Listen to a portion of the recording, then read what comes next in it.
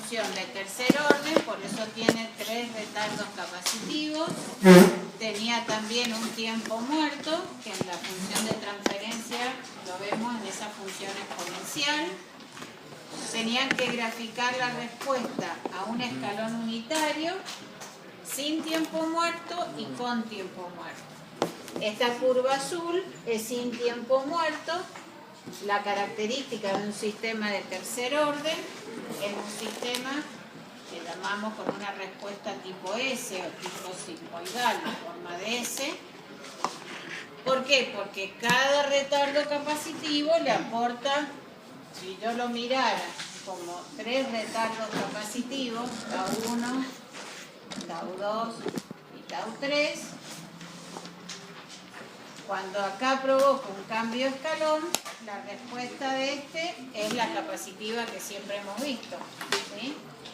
Pero este va a responder retrasado a una respuesta ya retrasada.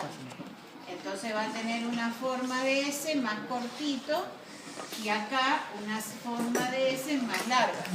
Porque cada capacitancia, cada función de transferencia de primer orden, va a ir agregando un retardo a la respuesta del bloque que ya salió retrasado.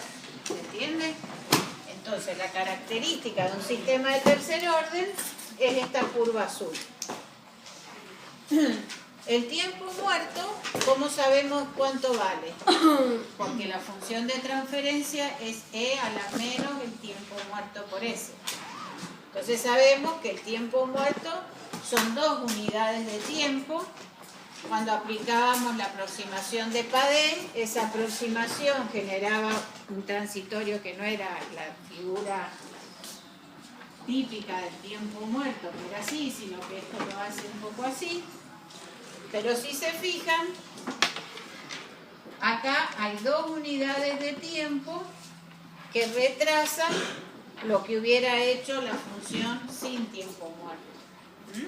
Si está la curva roja, está arrancando 2 unidades de tiempo desplazadas respecto del azul, porque es lo que le agrega el tiempo muerto. Lo que han hecho en el laboratorio es equivalente a cuando conectamos los 20 metros de manguera y entonces la salida tarda más en llegar, o sea, frente a la misma perturbación, la salida tarda más. Esa era la respuesta al escalón unitario. A la rampa tenemos la función, el transitorio sin tiempo muerto y después la solución particular, que es una rampa porque la entrada es una rampa. Y con tiempo muerto, este inicio que estaba acá se va a trazar 2 unidades de tiempo. Entonces yo veo que esta función está corrida 2 unidades de tiempo respecto del azul. Después les había dicho que tenían que graficar la función seno para 3 frecuencias diferentes. Frecuencia 0,1, 1 y 100. Entonces, cuando la frecuencia es 0,1, el periodo, ¿cómo sacamos el periodo? Porque después cuando hacen los ejercicios se lo sacan siempre mal. 2pi sobre la frecuencia. La frecuencia es 2pi sobre el periodo. Entonces, el periodo es 2pi sobre la frecuencia, por eso este periodo es el equivalente a 63 unidades de tiempo más o menos. ¿Cuál es la entrada? El gráfico se los va a hacer, pero tienen que saber reconocer cuál es la entrada y cuál es la salida. Si la función es seno de omega t en amplitud 1, la curva azul es la que tiene una amplitud más menos 1. Sí, esta, además, si ustedes lo miran, esta arrancó senoidalmente desde el tiempo t igual a 0, mientras que la curva de salida, que es la roja, tiene acá en el inicio la misma forma sigmoidal que teníamos al cambio de escalón, que era la parte que responde propia al proceso. Y después genera una señal senoidal, que aquí el transitorio casi no se ve, y tengo una relación de amplitudes. Para cada uno de los casos tengo que medir relación de amplitudes y desfasaje. ¿Cómo medía la relación de amplitudes? Una vez que pasó el transitorio, si quieren lo medimos ya aquí, que seguramente pasó, pero acá pareciera que el transitorio es muy suave.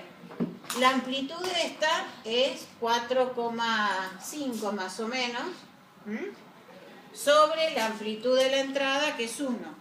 Es decir, el módulo G, que es en definitiva la relación de amplitudes para frecuencia igual a 0,1, lo vamos a hacer los 3 casos.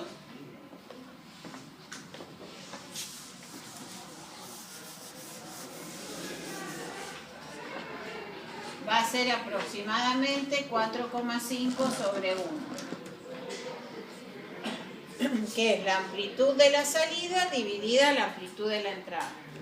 Es lo que en un cambio escalón sería el K, pero que con una función senoidal de frecuencia variable va a ir variando con la frecuencia. Y el corrimiento, el desfasaje, ¿cómo lo veo? Si yo me fijo en qué momento tuvo este pico máximo y en qué momento tuvo el pico máximo a la entrada, ese retraso de tiempo expresado en proporción al periodo es lo que mido como desfasaje. Es decir, si yo mido este tiempo y este tiempo, lo vamos a poner el tiempo de la entrada o el tiempo de la salida menos el tiempo de la curva de entrada.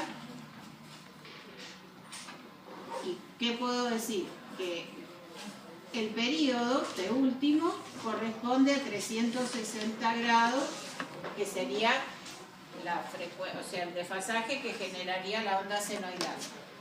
Y este tiempo, que sería ese pedacito, corresponde a phi. Entonces habría que sacar la cuenta, que no sé si ustedes la han sacado. Este número será más o menos 145 y esto podrá ser 140, más o menos. Sí, 63,63 corresponde a 160 grados. Dijimos que serían 5, corresponde a phi. ¿Cuánto vale phi? Ese es el valor del corrimiento de la salida respecto de la entrada expresada como desfasaje. Si hacemos lo mismo para una frecuencia igual a 1, fíjense que acá la curva azul es la curva senoidal de frecuencia igual a 1. Si se fijan, el periodo es 6,3 más o menos. Sería 2pi sobre 1. Entonces, esto es el periodo de la señal senoidal. La curva azul es la entrada senoidal. Sí. Voy a volver a hacer algo porque me parece que no saben de qué estoy hablando. Tengo ahora mi función de transferencia, donde la entrada es una señal senoidal, que a veces tiene una frecuencia alta, a veces una frecuencia mayor. Y la salida va a tener un transitorio y después una señal senoidal. Lo que yo comparo es esto respecto de la entrada para cada frecuencia. Tengo que dejar pasar el transitorio, entonces acá, por ejemplo, que el transitorio se nota bien, no es ahí donde mido, no es en esta primera parte, sino en esta parte que es cuando ya se estabilizó, cuando la salida depende solo de la entrada. ¿Cuál es la amplitud de esta salida? 1 sobre 1. Es decir, para una frecuencia igual a 1, este valor ahora es 1. Y el desfasaje, ¿cómo lo voy a medir? Como el tiempo la diferencia entre el tiempo de la salida y el tiempo de la entrada expresado en función del periodo. Entonces me dará otro valor de desfasaje. Para frecuencia igual a 1. ¿Qué es lo que vamos viendo? Que a medida que la frecuencia aumenta, para una misma amplitud de la entrada, la amplitud de la salida es menor. Y para una frecuencia igual a 10, esta es el periodo de la señal de entrada, este es el transitorio, y acá es muy chiquita la amplitud, no se alcanza casi a ver. Yo después hice un zoom, que no lo tengo, no lo copié. Hice un zoom para tratar de comparar esta amplitud de la amplitud de la salida, que es casi nada, es 0,1 como mucho, son casi 100 mucho veces menos de 0,1, respecto de 1 que sigue siendo la amplitud de la entrada. ¿La relación de las amplitudes depende en función de la frecuencia al cuadrado? No, depende de la frecuencia, depende de en realidad, si es al cuadrado o al cubo, depende de G. Si la función G fue una función de primer orden, de segundo orden, de tercer orden. Sí, lo que decimos es que el módulo G es función de la frecuencia. Y el desfasaje también es función de la frecuencia. Después, ¿cuál es la relación? Depende cómo ha sido la función de transferencia. Si ha sido una función de primer orden, una de segundo orden. Bien. Porque en ese caso es casi de 100 veces más o menos la relación. Claro, sí, porque tiene que ser al cubo, 1000 casi. 1000. Porque es una función de tercer orden. Y esto en realidad, fíjate, esto es 0,1 y la amplitud real debe ser un décimo. Pero la relación de amplitudes, profe, sería 1. En este sería, fíjate que la amplitud de la salida es 0,01 casi, frente a 1 que es la entrada. Es 0,001. Bueno. Y el lugar de raíces, que también lo habían hecho, ¿no es cierto? Hasta el lugar de raíces, no sé por qué no pasa. Sí pasó. El lugar de raíces de esta función de transferencia, ¿cómo les queda? Primero es una función de tercer orden. La vamos a escribir.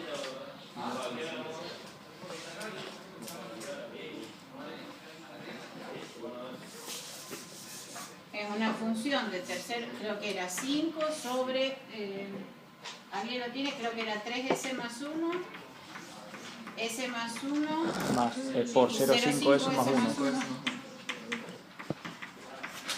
¿De dónde sacamos para graficar el lugar de raíces? ¿Qué tengo que plantear primero? En el programa directamente ponemos RL, esa función. Sí, en el programa ponemos directamente RL. Pero ¿de dónde salía la gráfica del lugar de raíces en la teoría? De la función sin tiempo muerto. Sin tiempo muerto, por eso no puse ahí L a la menos T0, pero de la ecuación característica. ¿Se acuerdan? Sí. Que lo que yo estoy graficando, por más que el programa yo no se lo escriba, en realidad el programa en la función RL está haciendo este proceso de calcular la ecuación característica, que es 1 más K sub C por 5 sobre 3S más 1, S más 1, 0,5 por S más 1. Igual a 0. Eso es lo que va a resolver el lugar de raíces. Para cada valor de K sub C va a encontrar las tres raíces. Entonces lo que está resolviendo es 3S más 1 por S más 1 por 0,5 S más 1 más 5K sub C igual a 0. Cuando K sub C es 0, fíjense que las tres raíces son las tres raíces de la función de lazo abierto. Por eso las tres cruces, este valor de menos 2 es la raíz de este término. este valor, está la otra cruz que es menos 1, es la raíz de este término. Y este valor, que es 0,33 más o menos, es lo que hace 0 ese valor. Las crucecitas, que cuando uno se para sobre las crucecitas, les dice que K sub C, en ese caso, es 0. Sí, no tengo controlador. Entonces, lo que tengo es el proceso solito. Eso es lo que llamamos función a lazo abierto. Y sus raíces van a ser las raíces de la función de lazo abierto. Cuando K sub C valga 0,1, ya voy a tener 3 raíces diferentes para 0,1.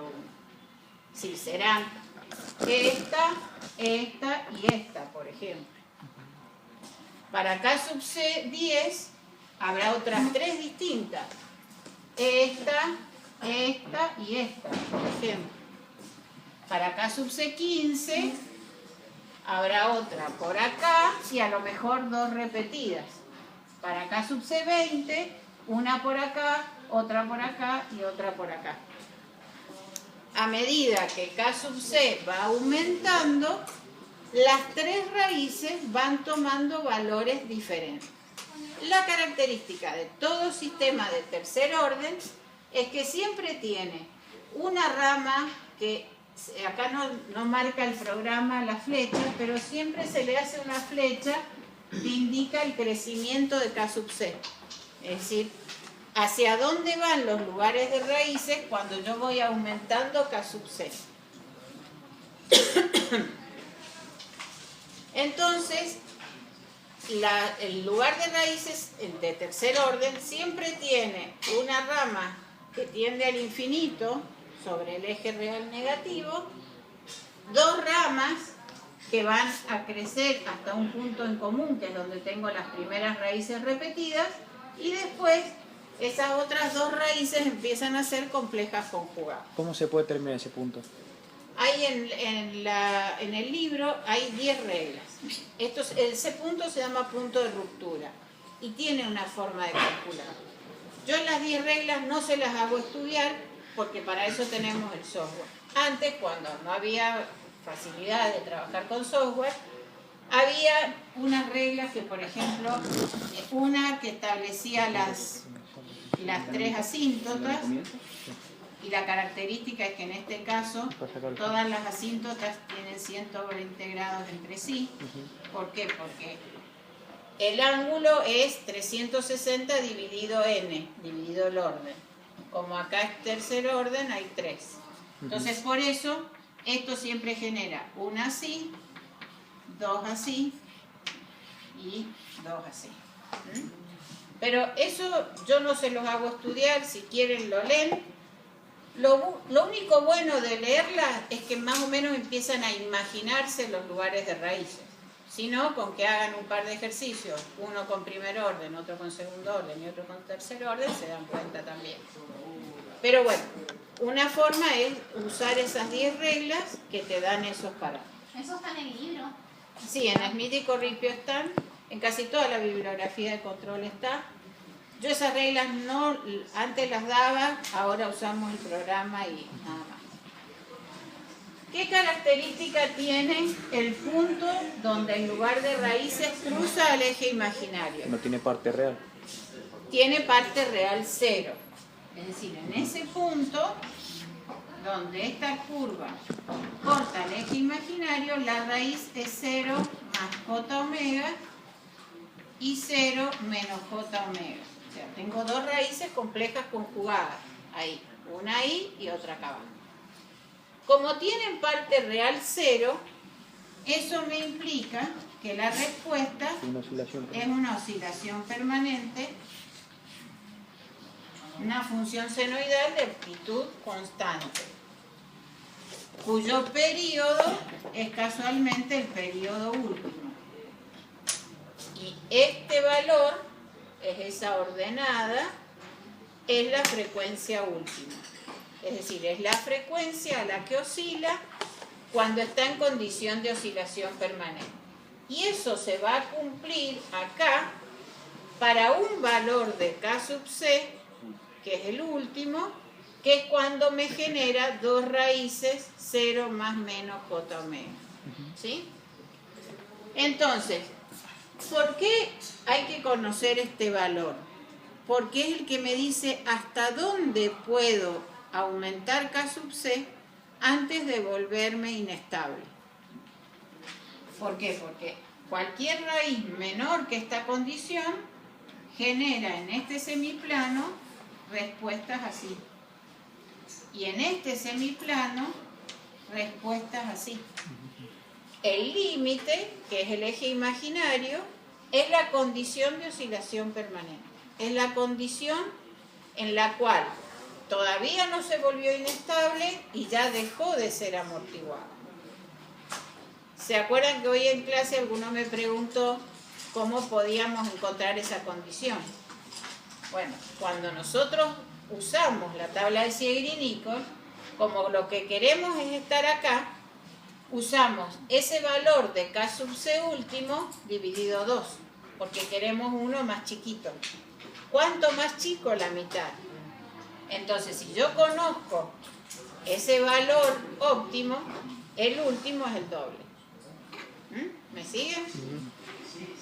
Bueno, el diagrama de Bode y Nyquist no lo vimos, ¿no? ¿O lo alcancé a dar? Sí. Bueno, cuando ustedes construyen este diagrama de Bode, vamos a tratar de ver. ¿Sacaron las cuentas de la fase para los otros ejemplos? ¿Alguien sacó la cuentita que creo que ya la borré? No, esta. A ver, sáquenme esta cuenta para 5 que era acá y creo que el otro era 40. ¿Cuánto dijimos que era? En el 1. Ah, no, era medio periodo casi. Creo que era casi 135 grados, pues me parece que era prácticamente medio periodo cuando la frecuencia era 1. Me parece que estaba corrido casi a la mitad. A ver, lo vamos a ver.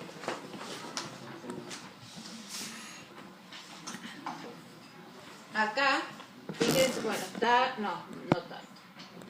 Es decir, cuando yo lo miro, está corrida la salida un poco menos de medio periodo. Será 120 grados más o menos.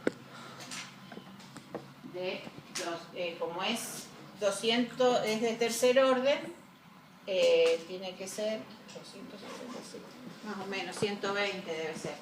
¿Alguien saca el valor para la frecuencia 0,1 que tenga la calculadora?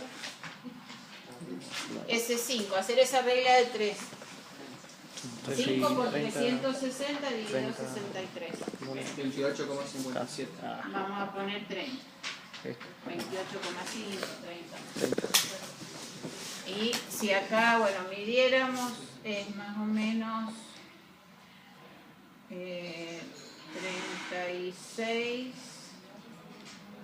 Y esto será, pongamos 25. 36 y 25, a ver cuánto les da para sacar un número un poco más cerca.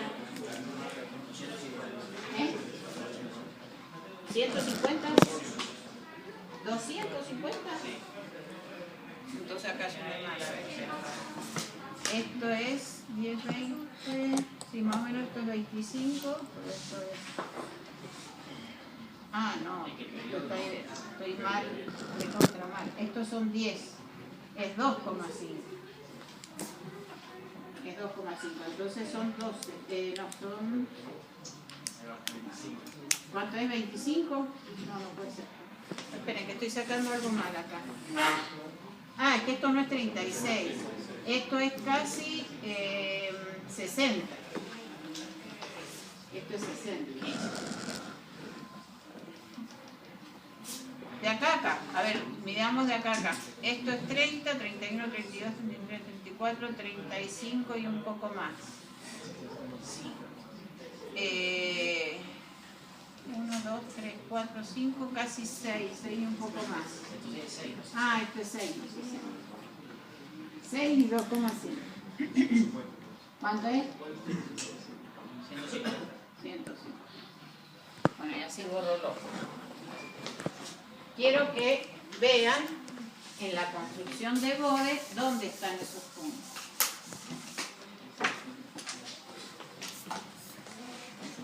debería ser menos, quizás he medido mal, pero bueno. Cuando yo construyo el diagrama de Bode, ¿qué estoy construyendo? Una curva que es la azul, que es la curva de módulo. Y una curva que es la roja punteada, que es la que va representando las variaciones de fase. Entonces, a cada frecuencia voy a tener un valor de módulo y un valor de fase. A otra frecuencia, otro valor de módulo y otro valor de fase. Si yo busco estos dos puntos que fueron para una frecuencia de 0,1,